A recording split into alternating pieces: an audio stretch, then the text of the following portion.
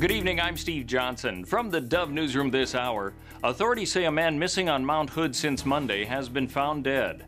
Jared Townsley, who was an experienced climber, appeared to have taken a severe fall on his way back down the mountain. His body was found by search and rescue teams at a height of about 9,200 feet.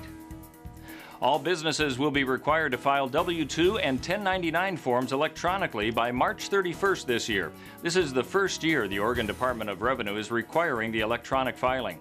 While some small businesses may not be able to meet that requirement this year, revenue officials say there is an online form that can be accessed this year. You can get more information at their website, which is oregon.gov/DOR/BUS. An Occupy Portland march resulted in police arrests last night. An estimated 175 protesters marched in support of Occupy Oakland. Police report some cars were vandalized, as well as a glass door that was broken at a restaurant. Of those arrested, including a 15-year-old boy, they'll face disorderly conduct and officer interference charges.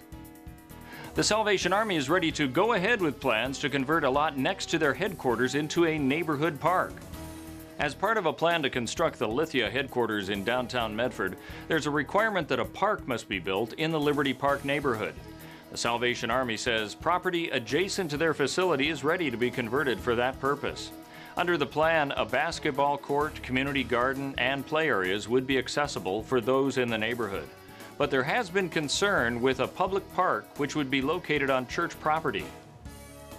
I think some people are concerned that it's not always going to be accessible because it's part of our property, but that's not the case. I mean, we're going to do a park that's going to be accessible to the community. It just so happens that our church is also on part of that property, but there's certainly no obligation to go to church or, anything like that. After hearings on the proposal, the Medford City Council will decide on the final park plan for the Liberty neighborhood. Now here's a preview of what's coming up at 10 tonight on Newswatch. A setback for traditional marriage, while the latest Prop 8 ruling from California is not the end of the battle. Plus, contraception controversy. Can the Obama administration really force religious groups to violate their own beliefs? And traditional turns trendy, why young Christians are returning to the roots of their faith. All this and more coming up tonight at 10 on Newswatch. Now here's a look at our weather forecast, brought to you by Grange Co-op. For Medford and Grants Pass, we can expect a chance of rain tonight with a low of 34, a high of 58, and partly cloudy skies tomorrow, sunny skies on Thursday with a high of 62. For Klamath Falls, a chance of rain tonight as well with a low of 27 degrees, partly cloudy tomorrow, and sunny skies on Thursday, a high of 53.